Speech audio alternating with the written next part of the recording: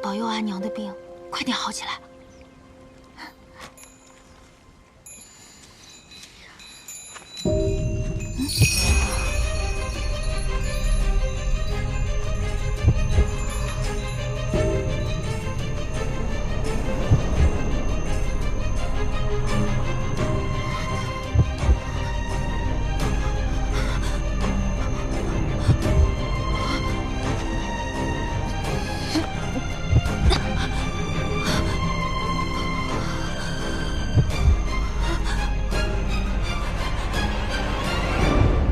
这就是我的决定。仇恨是最坚韧的力量，但你与平安已相识4年，你狠得下这个心吗？都背负这么久了，这4年不值一提。从今以后，我自己做主。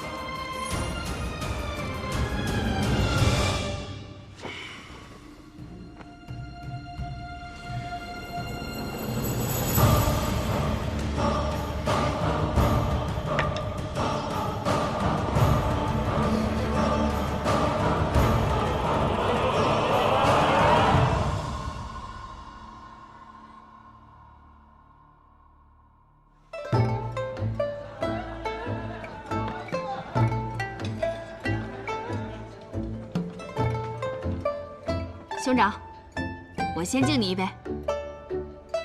嗯。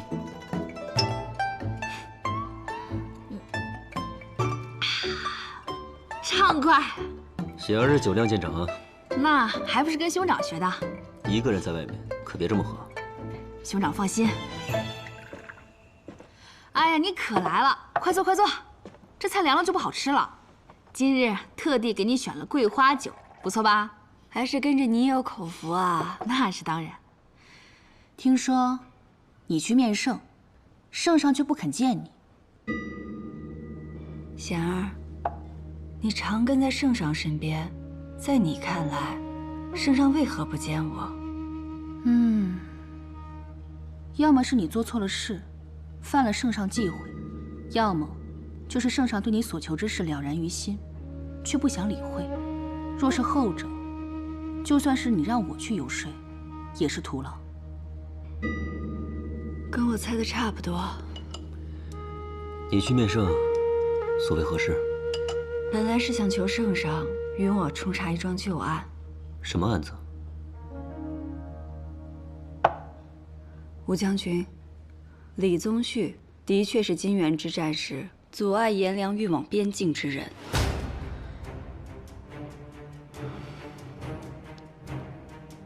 5年前，他为了一己私欲，可以葬送百姓与将士的性命。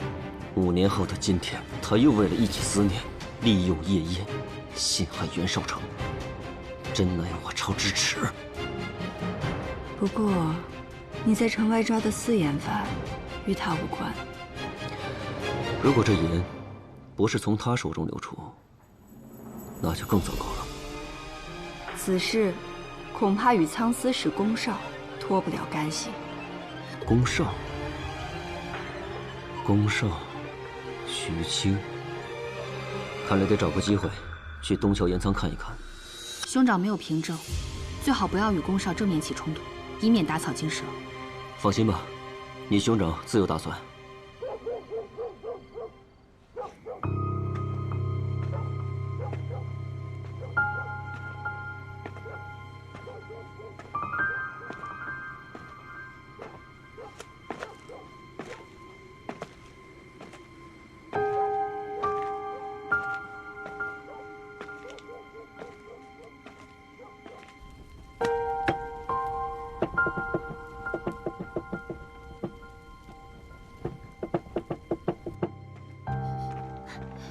平安回来了啊，平安，姑母在做糊饼啊。对呀对呀，你忘了，再有几日可不就是8月15了吗？我想着做点糊饼，一半卖了，另外一半对付你们几个小馋猫。等着啊，马上就来。哎，快尝尝我做的糊饼的味道怎么样？啊！哎呦，我说你们两个干什么呢？快尝尝啊，好不好吃？好吃。哎，对了，霓裳，你去扬州的日子定了没有啊？不急，8月15月圆人团圆，我怎么着也得陪大家吃完团圆饭再走。你赶我啊？不敢不敢，谁敢赶你呀？姑母，这包子是蟹黄馅的，咱们家还要买得起蟹黄做包子呢。哎呀，这包子呀是老鬼拿来的。哦，这老鬼虽然是二娘的同门师兄，但怎么在我看来，好像不只是同门之情啊。你这张嘴啊，就是会说，这满桌的好吃的都堵不上你的嘴，是不是？来来来，我喂你啊，这糊饼啊，可就你一个人没吃。来来来，尝尝。太大了，哎呀，你尝尝，吃。姑母和霓裳有都有去处了，等老了，看来只能咱俩凑一屋，将就凑合一下吧。谁愿意跟你凑一屋啊？你跟我睡觉老是翻身，跟摊煎饼似的，一翻我就醒。你给我修那个香囊，我还带不带得了呀？你别老问嘛，快修好了。我先看看。哎呀，过2天就给你了。这什么味儿啊？啊！哎呦，我的糊饼啊！哎呦，你不说我都忘了。哎呦，我的糊饼啊！哎呦，怎么办的？都糊了！哎呀，小心点啊！这回可真成糊饼了。平安，我已经进了七喜花铺，明日我就去海府，若有消息，我第一时间告诉你。好，丹心，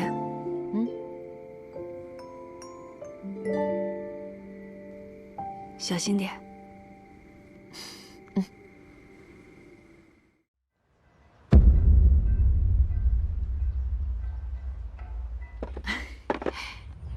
你看看，这是远山黛色、银果翠绿和秋夕枫红，你拿好。这边走。哎，真好看，燕儿小姐一定喜欢。那老翁一看就是平民，这也进得了海府？嗨，这有什么奇怪？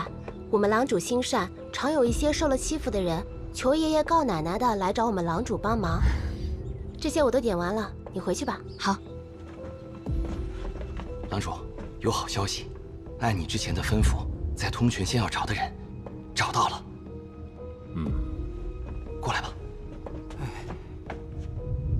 拜见官爷。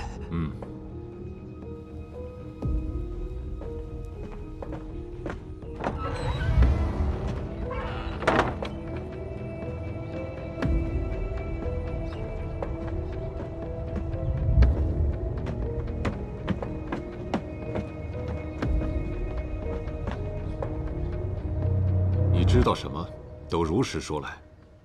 说得好有赏，但若敢妄言，你可知后果如何？这，小人也不敢确定，那个叶心怡是不是当年我们通泉县那个小女孩？只是听管家形容这个女子会什么引人入眠之术，小人这才感觉是同一个人。这个小女孩叫什么？这个小女孩姓顾，叫顾青。有一回啊，我家孙子回来跟我说，顾青那丫头拿了个小东西，这么一晃悠，她就睡着了。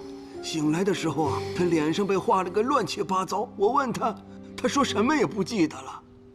哼，这有可能是孩童的玩笑之词，不可全信。不光我孙子看到，我也看到了。你看到什么了？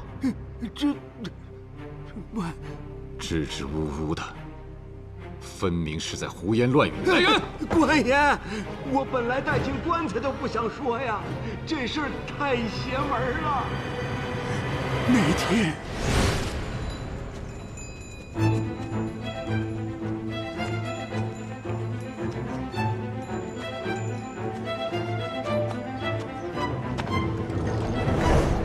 那时候啊，顾青这丫头还小，那些女子就是她引进废宅的。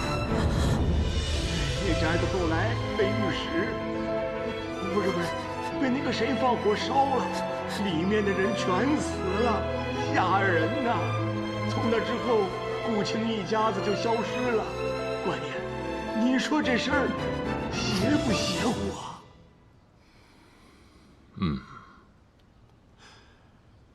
你讲得很精彩，去找管家领赏吧。谢谢官爷，谢谢官爷，谢谢官爷。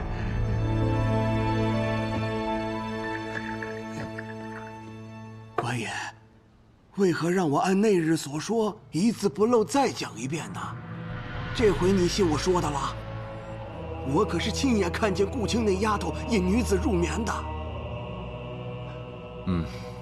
知道了，去吧。小人告退了啊。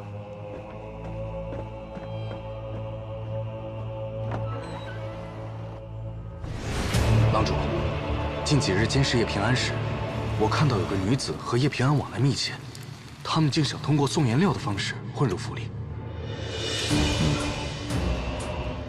干得好！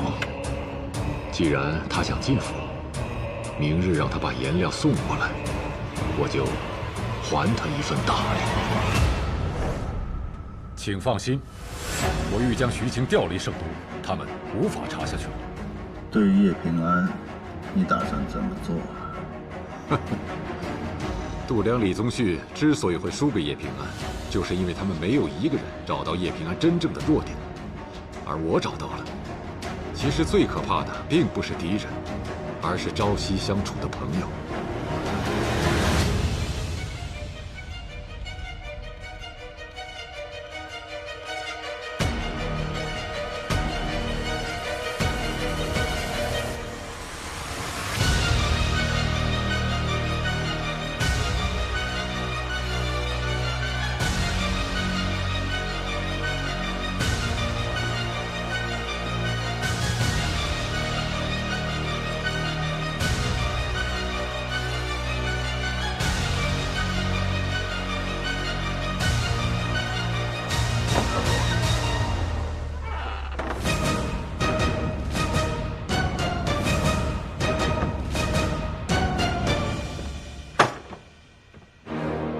猜猜我今日在海府探听到什么？探听到什么？兴致这么高？也没什么要紧的，想来是海一平发现了我在偷听，故意找了个骗子，在我面前演了一场戏。那骗子说自己是通泉县人，还说他认识你。他说在10几年前看见你用入眠之术将一名女子带进了废宅。这怎么可能？这分明是胡编乱造嘛！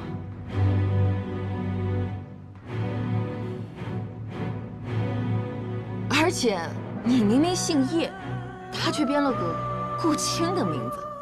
平安，我怕他败坏你的名声，不如我们先下手为强。我的原名可以。平安，的确叫顾青。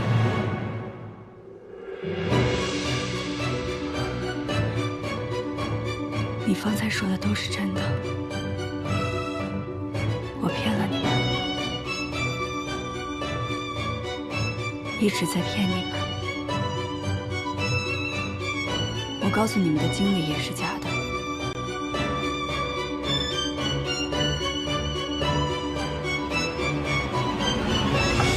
不，也不全是假的。我遇到的第一个御史案幸存者叫阮琴，那个蝴蝶吊坠就是他的，而我眼睁睁地看着他跳崖自尽了。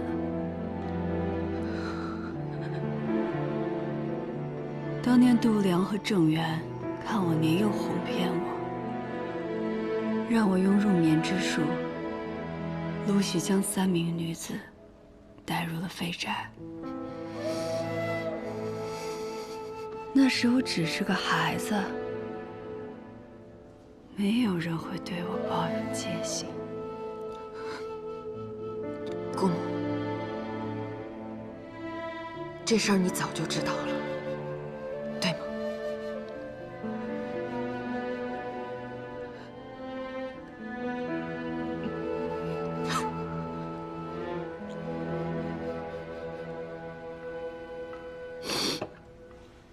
我终于明白，为什么你点着凝神香，却仍夜夜难眠。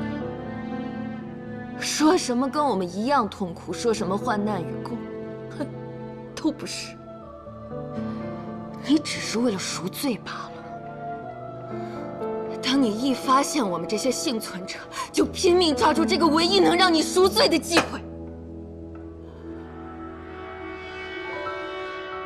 是。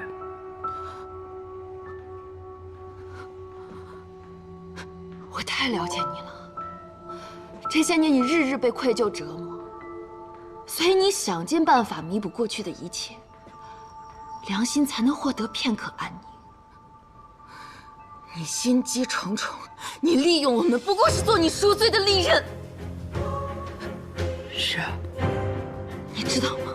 如果不是你，有些女孩子就不用死，她们可以和家人安度余生。如果不是你，陆良也不会那么肆无忌惮地诱拐更多人。你听过那些女孩子被烧死时的惨叫声吗？叶平安，你是个罪人。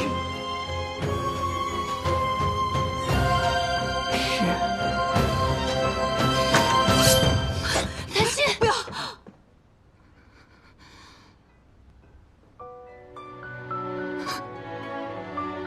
你巴不得死掉是吧？你觉得死了就能抹平所有罪孽，就能逃脱所有的折磨？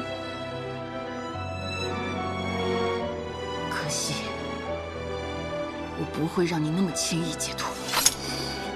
一直以来，我最信任的就是你。你做什么我从不质疑，你说什么我第一个去执行。我们几个什么都听你的，好像没有你，我们就报不了仇。可我们都错了，没有你，我也会用我自己的方式报御史案之仇。叶平安，从今以后，我陆丹心不会再听你的。你我之间，再没有半分朋友之意。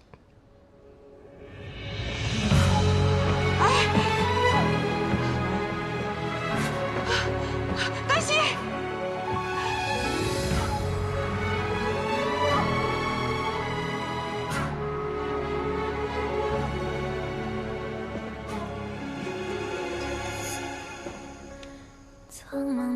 你还记得我们初见面时，我都说过些什么吗？我说，万莫让我失望。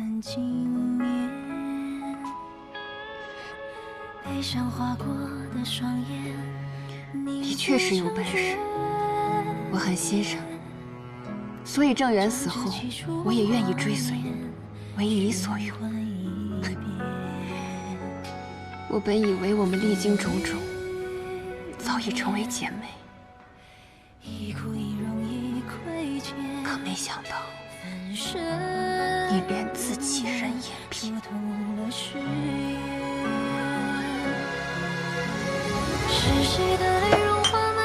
走了。你去哪儿啊？我还能去哪儿啊？圣都是我的伤心地，我一刻也不想多留。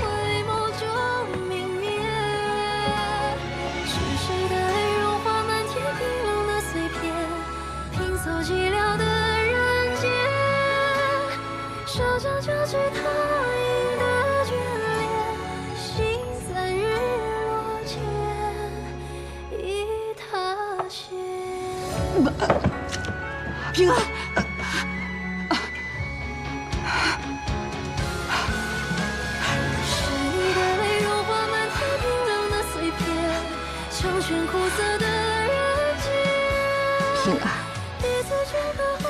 我曾怕你会担心，会有今日之劫，更怕前尘化恶果，旧日情谊成为扎向彼此的一把刀。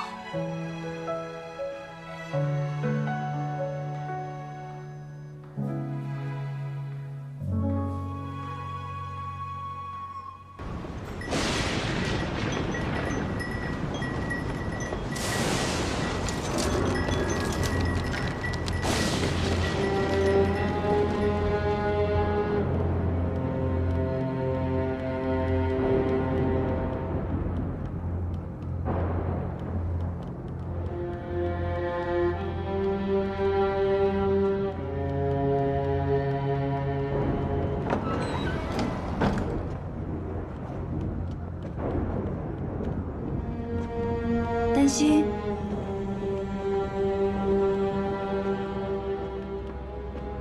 是你吗？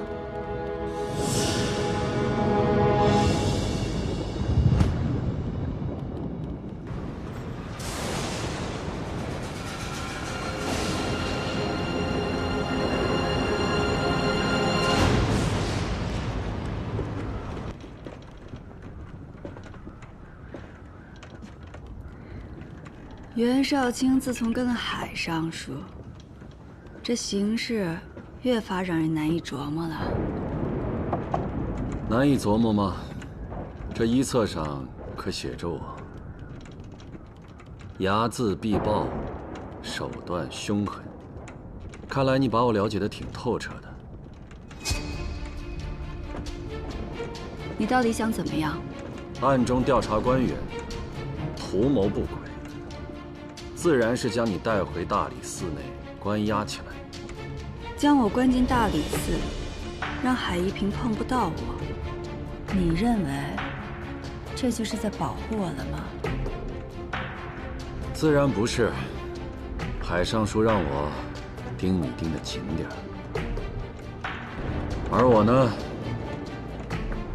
也不过是给自己邀份功劳罢了。那我再送你个更大的功劳。若我猜的不错，你丹心的心子已经去刺杀你的海公了。为什么要告诉我这个？因为海一平知道御史案的始末，还不能死。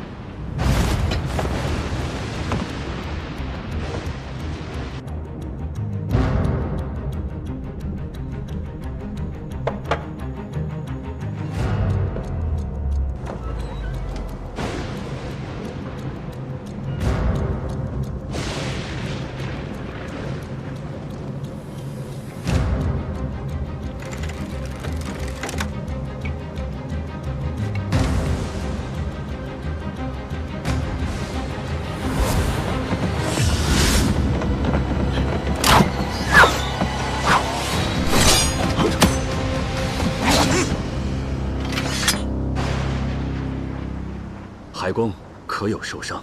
没事。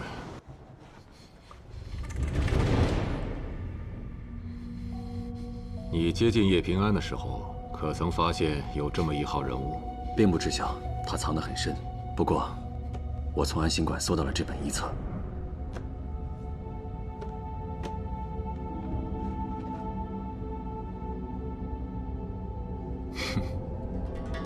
他把我们的底细倒是摸了个干净。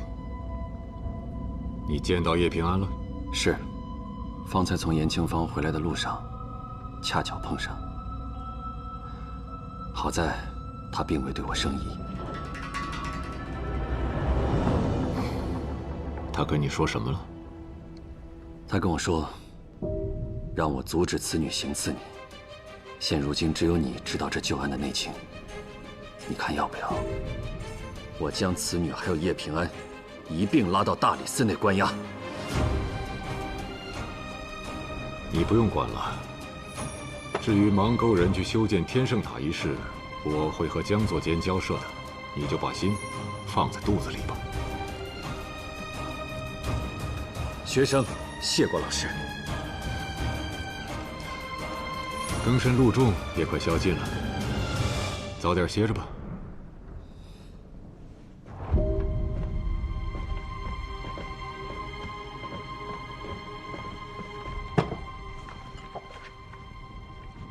嗯？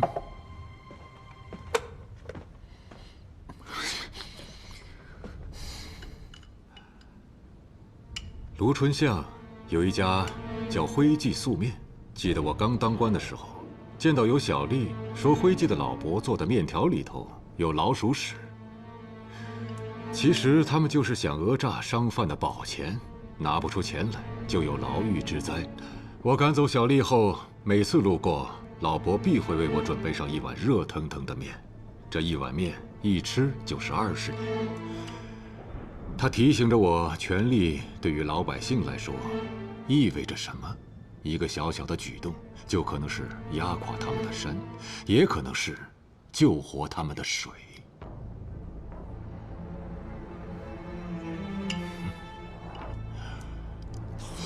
那个救下卖面老伯的人，却是酿成御史冤案的凶手。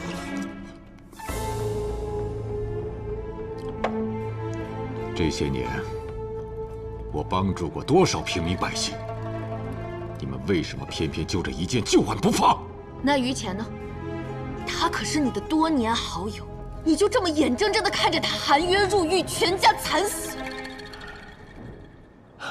于钱，他太固执了。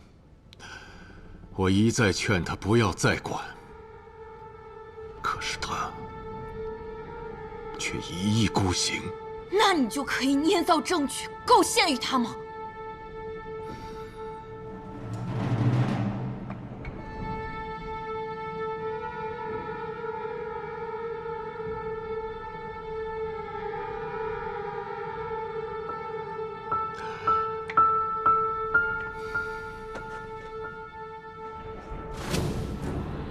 一个隐藏许久、处心积虑要杀掉我的人，为什么只带了把弓，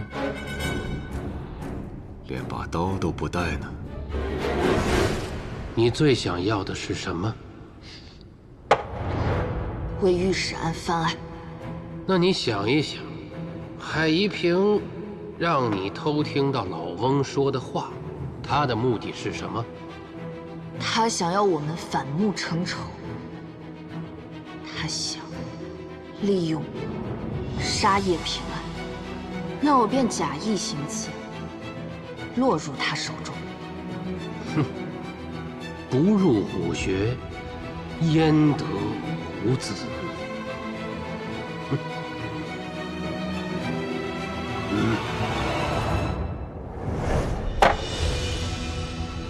那不过是我一时轻敌罢了。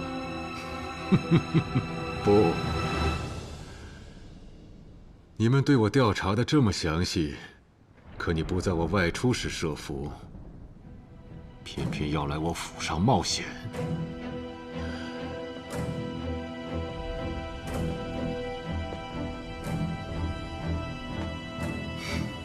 你不是来杀我的，而是想自投罗网，再从我嘴里套话。可笑的是，叶平安真还以为你要刺杀我，竟然想阻止你。你不用跟我提他，我和他本来就不是一路人。叶平安有一点和我是一样的，就是太想抹去自己在玉石案中留下的污点。至于你们，他不在乎。海尚书不会以为只凭3言2语就能把我绕进去吧？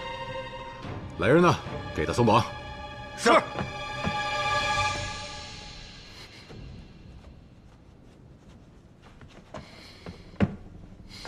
你要是想走，现在就可以走了；如果不走，明日我带你去个地方。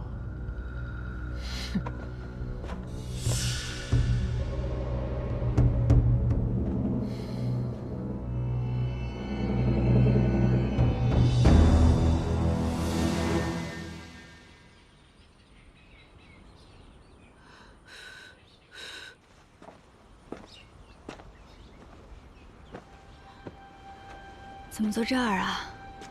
屋外凉，回屋坐吧。你要去哪儿啊？我打听到徐庆要被调到地方州县了，调令是立不下的，多半与海一平有关。我想趁他离开圣都之前再去打探一番，看看能发现什么。担心呢，他一直把你视作最信任的人，真相对他来说太残酷了。我怕他做傻事。他需要点时间平复，我会找他聊聊的。你自己也要小心些。另外，海一平是如何得知你的过往，我们要想办法查清楚。好，快进去吧。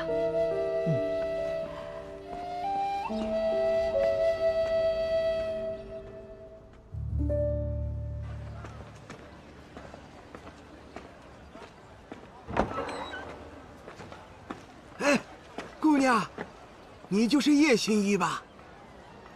是啊。哎呀，青儿，真是你啊！青儿，真看不出一点你小时候的样子了。你是？我，朱老三，朱大长，我们家小孙子朱元宝小时候和你一起玩泥巴那个。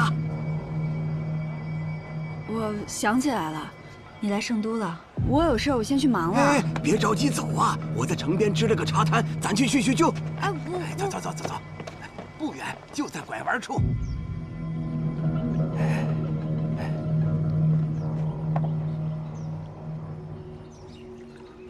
喝点茶。圣都地贵，我10多2天呢，总算是收拾出来了，可东西还不全呢。既然没什么本钱，那你为什么还来圣都开茶摊啊？哎呀，那不是因为你吗？我？是啊，你小时候性子古怪，我跟你娘亲说过吗？就那个什么引人入眠之术，那可是要闯祸的。我可看见你如何领那女子走进废宅的，我还以为你们闹着玩呢，这结果是……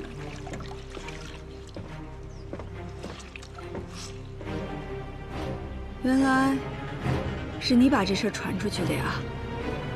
你说这事啊，谁让我看得清楚呢？现在我仔细琢磨了一下，我算是明白了。这事儿你怕得很吧？那些女子的死，你脱不了干系吧？以前的事别提了。我看你这茶摊儿开的地方也不行啊，在圣都人生地不熟的，还是回通泉县去吧。我给你估辆马车。回去可以呀，我孙子大了，早就该娶媳妇儿。可这县里未出阁的姑娘，就嫌他是个卖大肠的穷小子，难办呐。哎，要不，你给我500两银子，就这个茶摊儿，我不开了。那你请便。你可想清楚了，圣都的人还不知道你做过的孽。你要是不给我银子的话，我逢人就说你当初是怎么骗女孩子走进废宅的。我可是人证。你骗了多少姑娘啊？3个、5个，还是6个、7个？我说的话就是证据，你害人的证据。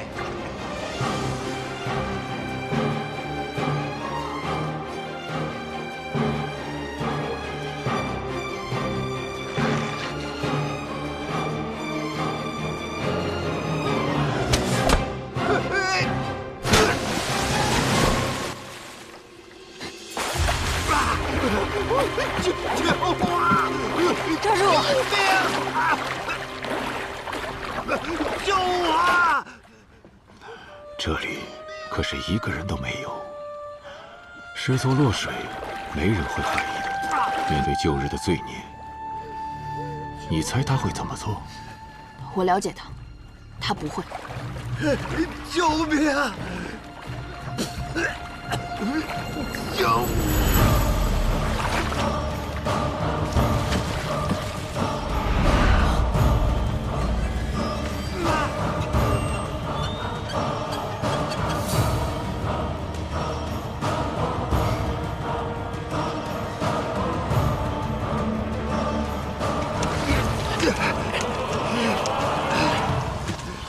你说让我把他领到这儿，在河边洗抹布，可没说还有这倒霉的事儿啊！现在明白了吧？你所认为的一切，那都是错的。面对自己犯下的罪孽，他的所作所为，跟度量、跟李宗旭又有何区别？他叶平安审判别人，怎么不审判他自己呢？你要知道，人的忘性是很大的。现在还有多少人能够想起当年的御史案呢？人生不过100年，你不要以为你们做的事情有多么重要。对别人重不重要我不关心，哪怕只有我一个人在，于前的冤屈，所有女子的清白，我都要讨回来。其实你心中之所愿未必不能够达成，你只要给我一样东西，我可以给你最想要得到的结果。你想要叶平安的命，对吗？你为什么能让我活，却一定要他死？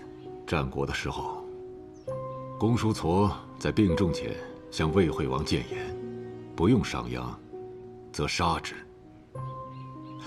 魏惠王没有采纳，而后商鞅投奔了秦国。不久之后，秦国就把魏国给灭了。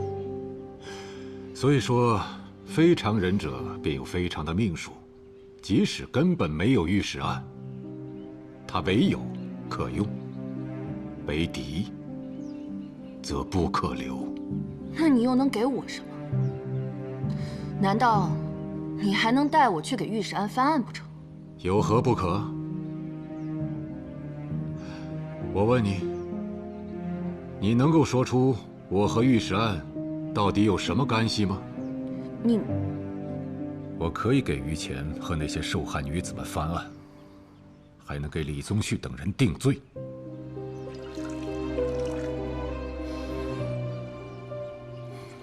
唯有我能帮你达成心愿，只要你替我杀了叶平安。你打算怎么翻案？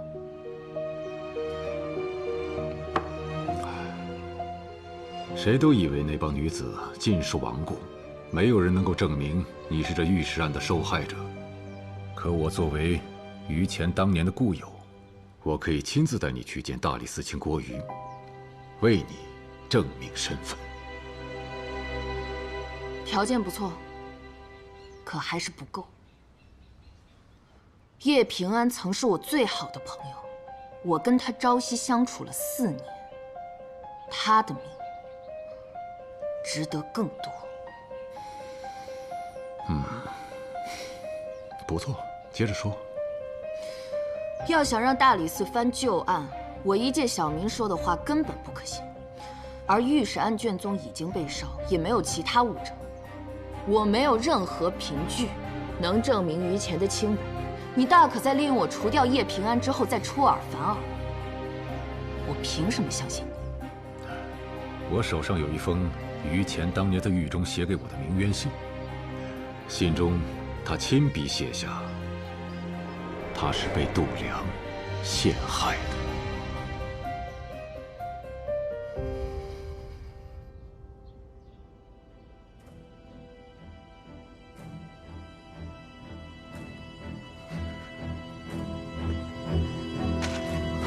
这是于乾的笔迹，我没有诓你。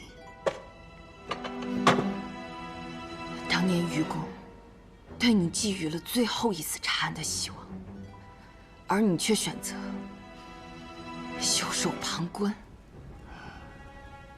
我警告你，到了大理寺之后，你说的每一句话，甚至每一个字，都要按照我教你的讲。倘若口无遮拦，那谁也帮不了你。翻案的希望在你，你大可放心。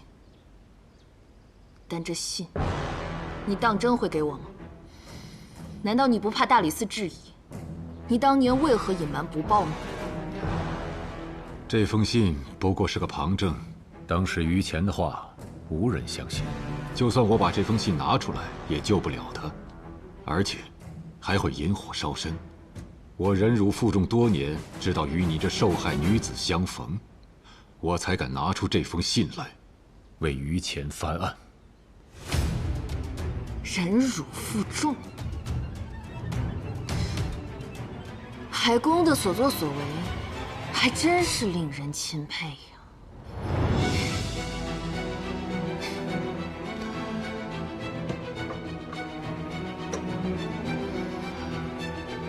在你兑现承诺之后，这个盒子我一定会给你。但是你如何让我相信，你真能狠下心来杀掉叶平安？你会看到，在这世上，我便是他唯一的弱点。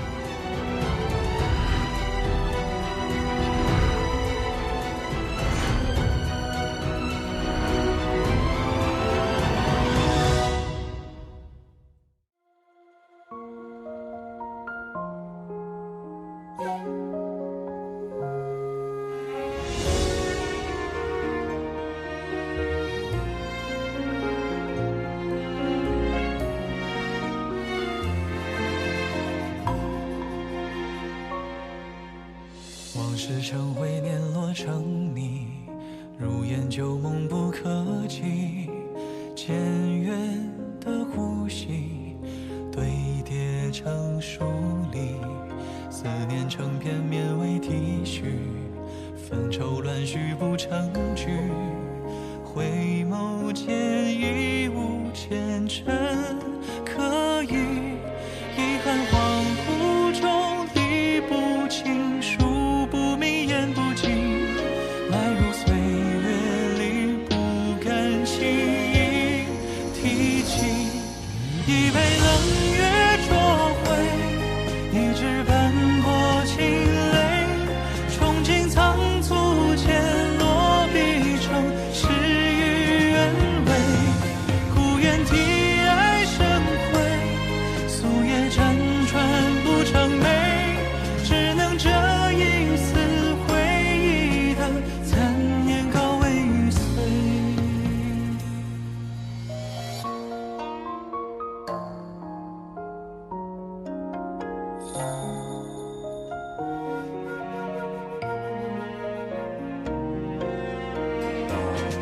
一杯冷月灼灰，一纸斑驳清泪，憧憬苍